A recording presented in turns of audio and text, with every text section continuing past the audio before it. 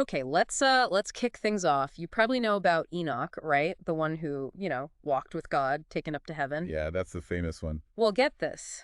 There's another Enoch in Genesis, Cain's son. And that's who we're focusing on today. Definitely a less traveled path for this deep dive. Absolutely.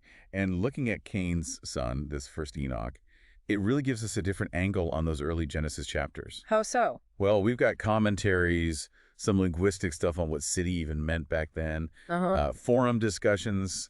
It all helps uncover some pretty surprising ideas about, the dawn of human society in the Bible. Exactly. So for you, the learner, we've pulled together quite a bit. There's this Torah commentary on Note, talks about early cities, Hmm. Wikipedia pages for background on Cain and Enoch.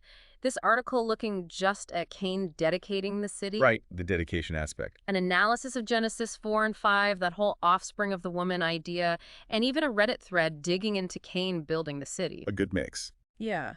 So our mission here is to figure out why this Enoch, maybe the less famous one, and his city, why they matter in the big picture of Genesis. What does it tell us about early humans, their communities, their relationship with the divine? But, without getting totally bogged down in heavy theology. Just trying to pull out the interesting facts and insights. Precisely. So where do we start? Enoch's birth. Right, Genesis 4, verse 17. After Cain kills Abel and gets banished to Nod, The land of Nod, he yeah. says he knew his wife and she conceived and bore Enoch. Now that word knew, Uh-huh. the Hebrew there, it's pretty packed with meaning. It's not just like knowing someone. It implies intimacy, a sexual relationship, almost this sense of acquisition Oh, or yeah. possession. Possession. Interesting. Like after everything that happened in Eden, human connection itself shifted somehow. Possibly, yeah. It sets a different tone. And what about Cain's name? I remember seeing something. It sounds like the Hebrew for gotten, like Eve saying, I have gotten a man. It does resonate with gotten, yeah, Kanedi. But some scholars also link it to words meaning to make, or maybe even smith, like working metal. A smith, so like a creator or craftsman. Exactly.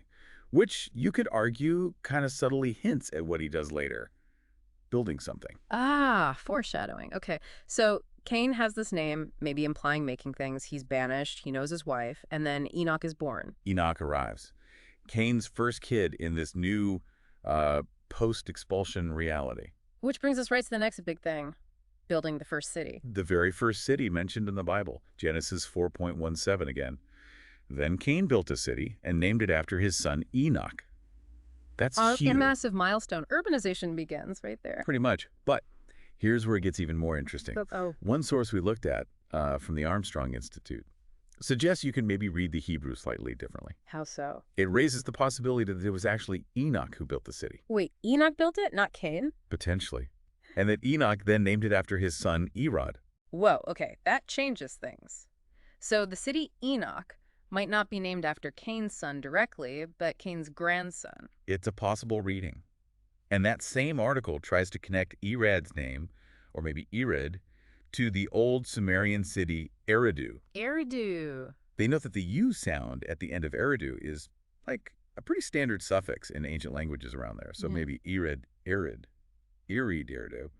It suggests a potentially very, very old link.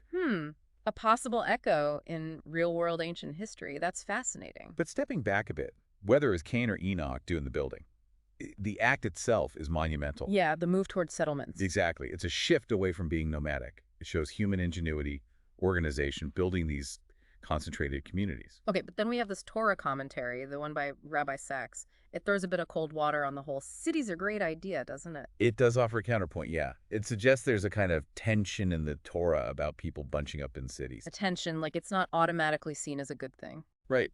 It contrasts city life with how the patriarchs lived, Abraham, Isaac, Jacob. They were shepherds, often out in tents, more solitary, which supposedly helped their direct line to God. So cities might interfere with that connection. That seems to be the implication. And the commentary links this to the later story of the Tower of Babel. Ah, Babel, right. The commentary points out a few issues with Babel that might reflect broader concerns about cities. First, the motivation. Let us make a name for ourselves. Pride, basically. Yeah, and the commentary even brings in Durkheim, the sociologist. Durkheim, how does he fit in? Well, the idea is that maybe in these early cities, the group itself, the collective, becomes the main focus, almost like the city becomes the thing you worship instead of God. Yeah. Society worshiping itself. Okay, wow. So the city replaces God in a way. That's one interpretation offered. Hmm. And second, the ambition at Babel building a tower with its top in the heavens that's seen as blurring the lines, trying to breach the gap between human and divine improperly. Trying to reach heaven on their own terms. Exactly. And third, their goal was explicitly not to be scattered over the face of the whole earth. But wasn't that what God told Adam and later Noah? To fill Like, the earth? precisely. So, building the city, staying put, it looks like direct resistance to that command. It's choosing human unity over divine mandate, perhaps. Okay, so applying that thinking back to Cain's city, Enoch. Well, one view is simply that Cain built it out of fear. He'd murdered Abel. He was cursed to be a restless wanderer. So the city was about security, Yeah. walls maybe, protection. Makes sense, right? A fugitive needing a safe place. But another view, kind of echoing that Babel commentary, Yeah. is that it was Cain trying to create his own world, a Yeah. self-sufficient, human-centered society. Yeah. Maybe less reliant on God, whom he was, estranged from. Building his own meaning, his own structure. Yeah. And that desire not to be scattered. It feels like Cain is doing the same thing. He's supposed to be a wanderer, but he settles in, builds a city. It's like putting down roots where he wasn't meant to. Defying the curse almost. In a way. And it contrasts sharply with the patriarchs later, who keep moving. Okay. So what about the people who came after Enoch, his descendants? Right, the lineage. Genesis 4.18 lays it out. Enoch fathers Irad. Irad fathers Mehujael, then Methuselah, and then Lamech. Lamech. He sounds important. He is, but maybe not in a good way. This genealogy shows society continuing, yes, but that analysis we looked at, the one comparing Genesis 4 and 5, Uh-huh. The offspring one. yeah, it paints a pretty dark picture of Cain's line, calls it spiritual bankruptcy. They might be creative, builders, musicians, metal workers later on, Yeah, Lamech's sons. but they lack that connection to God. They're even termed the offspring of the serpent. Oof. Strong language. It is, and it sets up this stark contrast with the other line, starting with Seth. Adam and Eve's third son who kind of replaced Abel. Exactly. Right. While Cain's line seems to get progressively worse, culminating in Lamech. What did Lamech do that was so bad? Well, he's the first polygamist mentioned. Takes 2 wives. And he boasts about violence. He apparently killed a man for wounding him and expects protection 77-fold, way beyond what God offered Cain. Wow, okay, so escalating violence and arrogance. Pretty much. And notice, Lamech is the 7th generation from Adam through Cain. 7th generation, is that significant? Often is in biblical genealogies. It can signify completion or culmination. And in Cain's line, it culminates in, well, Lamech. But in Seth's line, the 7th generation is the other Enoch, The one who walked with God. the righteous one. So you have this amazing parallel. 7th generation from Cain is wicked Lamech. 7th generation from Seth is righteous Enoch. That's a powerful contrast. It really shows 2 different directions for humanity. Definitely. The analysis piece even highlighted Lamech's poem to his wives as showing his cruel egotism. So it really paints Cain's descendants, starting from this first Enoch, as following one path, The path of the offspring of the serpent, according to that interpretation. while Seth's line is seen as the offspring of the woman, continuing a different spiritual legacy. That's the framework presented, yeah. Which brings us back to the city itself, named Enoch. Culturally, symbolically, Yeah. it's the dawn of civilization, right? Human ambition taking shape. For sure. But within this narrative, it's also tied to this potentially problematic lineage. And the fact there are 2 Enochs becomes really important then. Absolutely. The forum discussions we saw definitely pick up on that. You have Cain's son, associated with the first city, and then Jared's son, the prophet taken by God. 2 Enochs, 2 lineages, 2 very different fates. Highlighting the divergent paths. And some later traditions, way outside the Bible text itself. Yeah. They get even wilder. Some mentioned in the forums link Cain's Enoch to fallen angels or the start of secret societies. Really speculative stuff, but shows how these figures captured people's imagination. Wow. It's amazing how a few verses can generate so much later thought. Okay, what about language? That Reddit thread on city. Right, the etymology. It mentioned that in a lot of European languages, the root word for city often connects to ideas like enclosure or fortified place. So, again, that idea of security, boundaries, protection seems baked into the very word. It seems like it. It helps us imagine what building a city might have practically meant back then, creating a defined, defensible space. Makes sense. Yeah. And finally, the historical context. Mesopotamia. Yeah, the Noach commentary brought this up.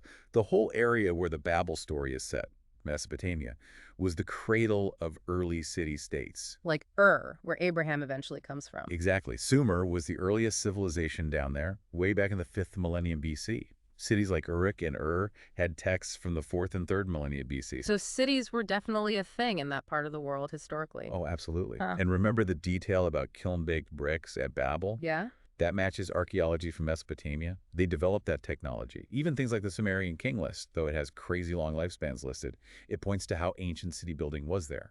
Okay. But what about the Bible, borrowing from those older stories? The Armstrong article touched on that. It did. It acknowledged that some scholars see parallels and suggest the Genesis stories adapted Mesopotamian myths, Mm. like flood stories or creation accounts. But others disagree. Right. Others argue Genesis is distinct, maybe even older in its core traditions, and theologically different. They might point to Genesis being less mythological, more focused on the relationship between God and humanity, less tied to, say, Babylonian national gods or politics. Like that guy Percy Wiseman mentioned in the article, arguing Genesis was simpler, more pure. Yeah, that was the argument presented, that Genesis lacks the complexity and maybe the polytheistic baggage of some other ancient Near Eastern texts. So it depends on how you approach the text, looking for historical overlap or focusing on its unique message. Exactly. Different lenses give different pictures. Okay, so let's try and wrap this up. For you, the learner, listening in, what are the main things to take away about Enoch, Cain's son? Well, first, I'd say his main claim to fame in the Bible is having that first city named after him. That's his primary significance. Okay, the city's namesake. Second, the act of building that city. It shows early human organization, sure, but it also creates that tension we talked about within Genesis about settling down versus God's command to spread out. Right, the filling the earth thing. Third, Cain's whole lineage, starting with Enoch, is set up as a sharp contrast to Seth's line. It illustrates these diverging spiritual paths right at the start of human history. Two different ways forward. And finally, the story, brief as it is, gives us this little window into the ancient world, the beginnings of urban life, and it has these possible connections, maybe echoes, in later Mesopotamian history. Got it.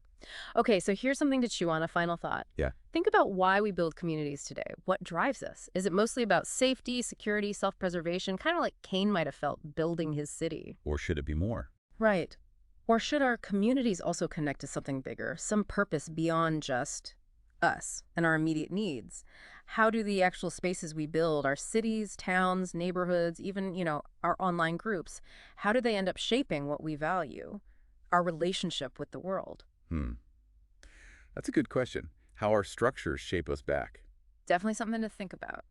And if you want to dig deeper yourself, comparing the Genesis view of cities with actual archaeology from Mesopotamia could be really interesting. Oh, yeah, see how they line up or don't. Or even just exploring how different traditions, religious or otherwise, have interpreted the two Enochs over the centuries. There's a lot more out there on these figures. For sure, always more layers to uncover.